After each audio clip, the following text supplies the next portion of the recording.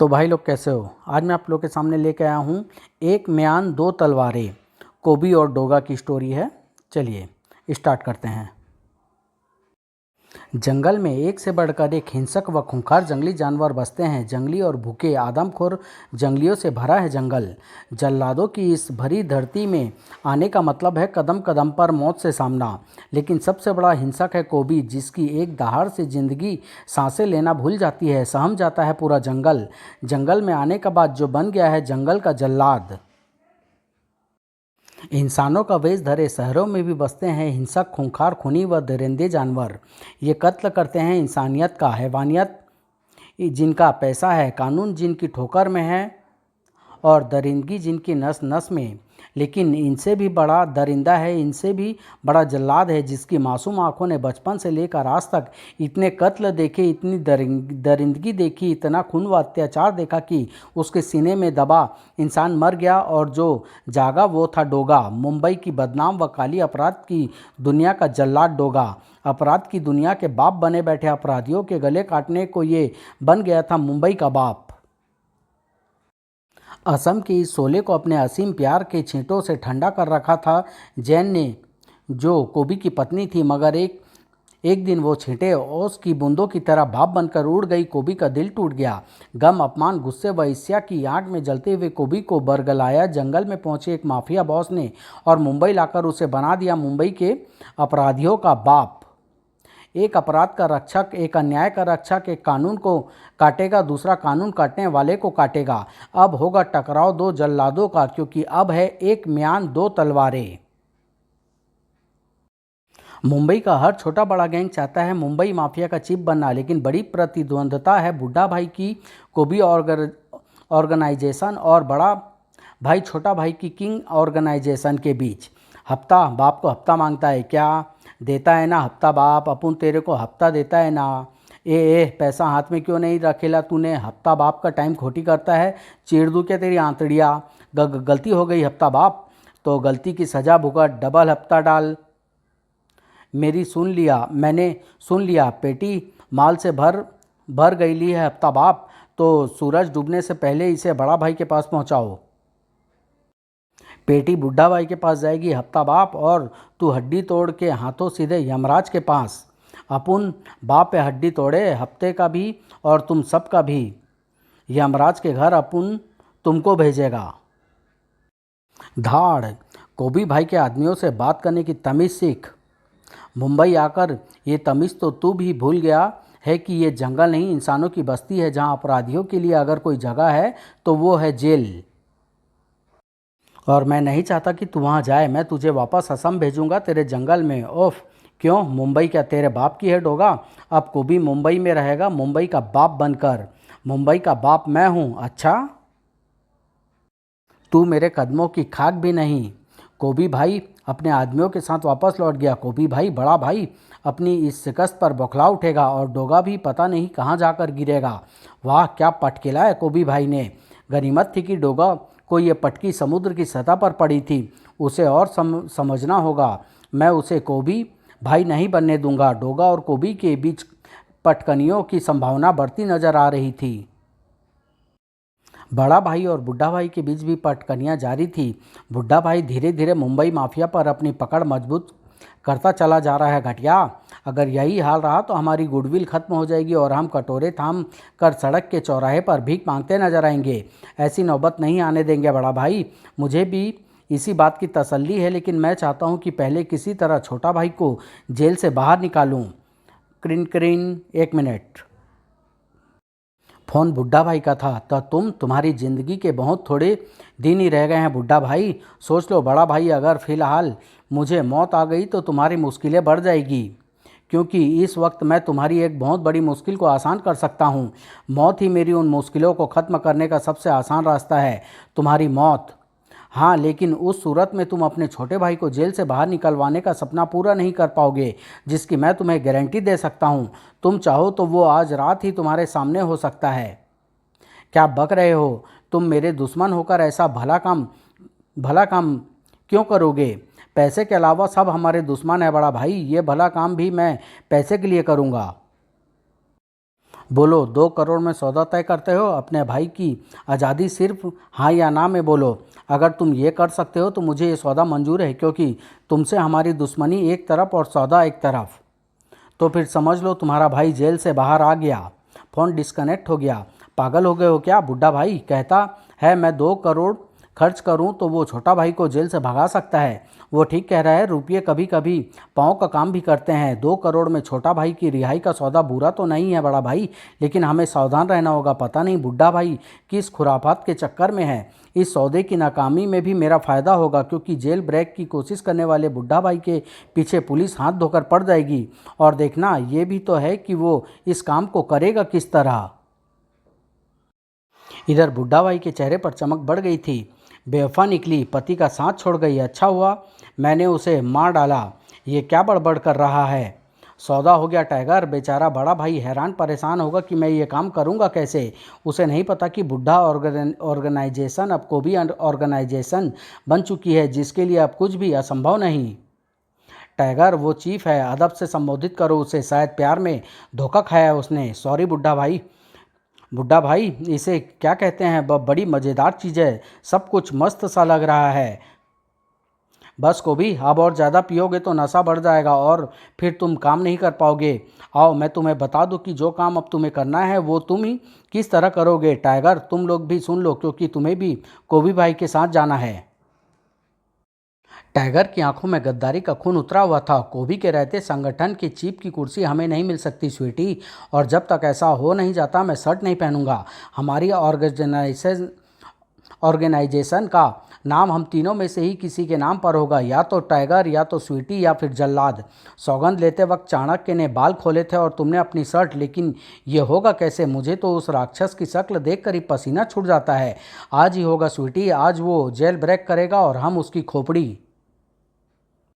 फिलहाल जेल की security tower पर मौजूद दोनों गार्ड्स को सपने में भी उम्मीद नहीं थी कि कोई चीज़ बिना सीढ़ियों के भी उन तक न सिर्फ पहुंच ही सकती है, बल्कि उन्हें या उनकी मशीन गन को बोलने का कोई भी अवसर दिए बिना ओफ नीचे भी पटक सकती है। कोबी भाई राजा है, कोबी भाई देवता है। तुम सब ऐसे ही उसके पाँव में पड़ोगे।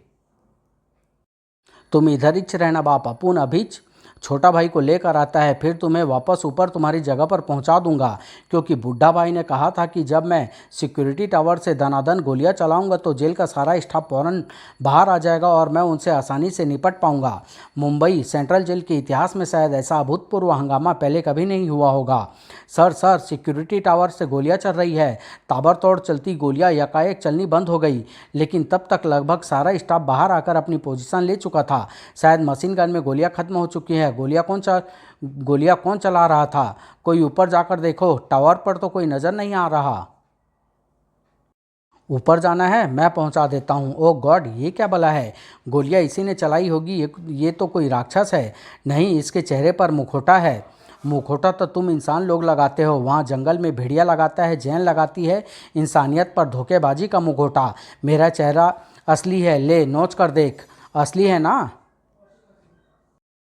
गोली चलाओ। अरे इसकी तो पूंछ भी है जो लंबी हो जाती है। पूंछ वाला राक्षस ये किसी दूसरे ग्रह से आया प्राणी है। छोटा भाई कहाँ है? जेल में कहाँ है?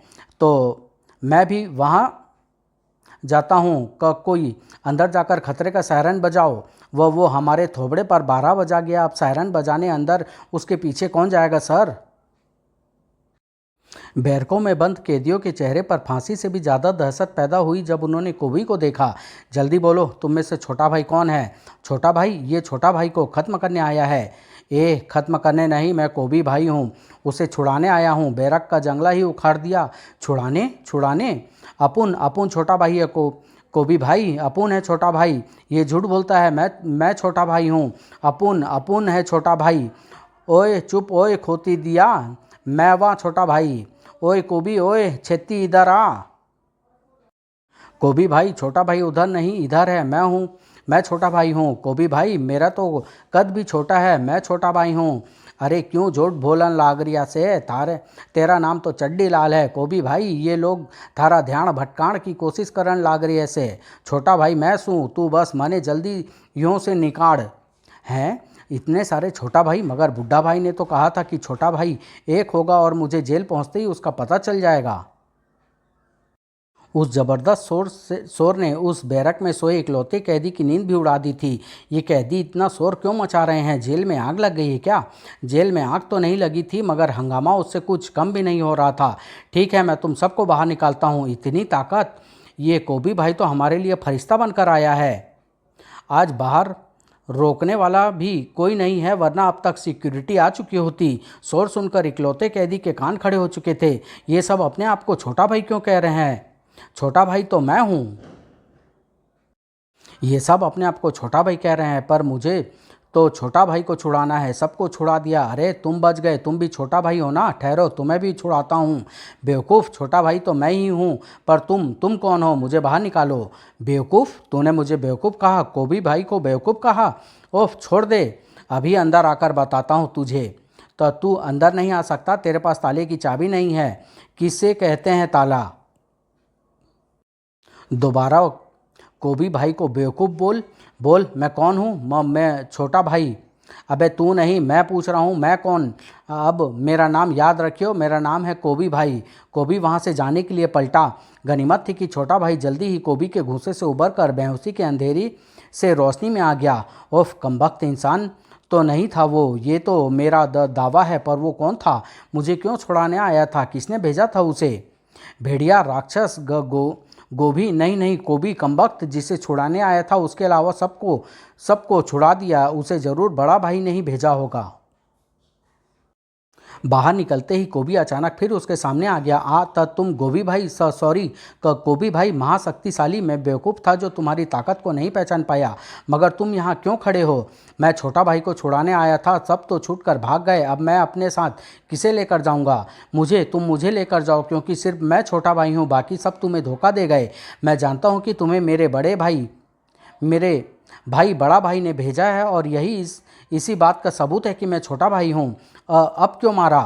क्योंकि मुझे बड़ा भाई ने नहीं भेजा, मुझे बुड्ढा भाई ने भेजा है तुम्हें जेल से छुड़ाकर बड़ा भाई को सौंपने के लिए।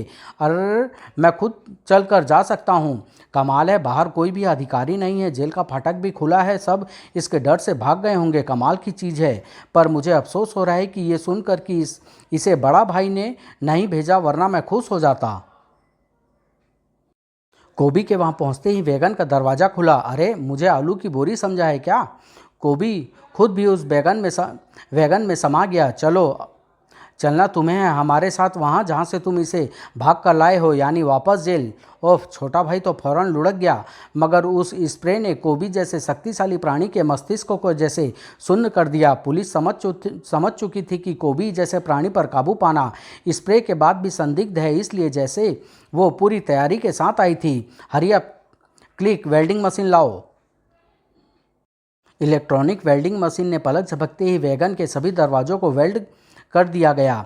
वैगन में कोई हलचल नजर नहीं आ रही, शायद वो बेहोश हो गया है।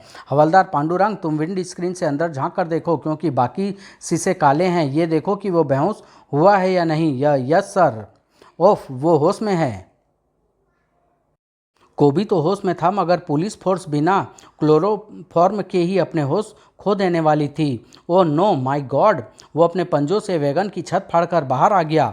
गोली चलाएं सर, चलाओ हमारी बंदूकें, ये तो पूरा दरिंदा है। फ्लाइंग स्क्वाड, कोबी को भून डालो। ये शोर कैसा है? ओफ, हवाई हमला, निशाना कोबी है, लेकिन गोली हमें भी लग सकती है। कोबी को फ्लाइंग स्क्वाड को लैंड करवाना आता था। फ्लाइंग स्क्वाड को निर्देश देने वाला ये तमाशा कहीं से देख रहा था। फ्लाइंग स्क्वाड, इसकी पूंछ से बचो, ताबड़तोड़ फायर करो, उसे ज़मीन पर रुकने मत दो। भून डालो, भून डालो। डोगा की ज़मीन पर धमाके गूंजे और उनकी आवाज़ डोगा के कानों तक ना पहुँचे, ये तो नामुमकिन था। Yes, come on you flyer. Flying squad को निर्देश यहाँ से मिल रहे थे। और हमारे आदमी फ्लाइंग स्क्वाडरों पर सवार होकर कोबी की गोलियों से भून देने के लिए पहुँच गए थे, मगर ये बीच में डोगा कहाँ से आ गया हमारी प्लानिंग को ब्लास्ट करने? कोबी पर गोलियां मूसलाधार बारिश की बूंदों की तरह बरस रही थी। कोबी जानता था कि उनमें से कोई गोली उसकी जान ले सकती है, और डोगा भी इस हकीकत से नावाकिफ नहीं था। मैं तुझे पहले ही समझा रहा था कोबी कि ये जगह तेरे लिए ठीक नहीं है, पर तू आसानी से मानने वालों में से नहीं है। अरे डोगा ने हमारे साथी से फ्लाइंग स्कूटर छीन लिया है और उस पर सवार भी हो गया है। ये तो अनहोनी हो गई। ये कहानी यहीं समाप्त कर रहा हूँ, नित लंबी होगी। इसका नेक्स्ट भाग बहुत जल्दी लेके आऊँगा। धन्यवाद।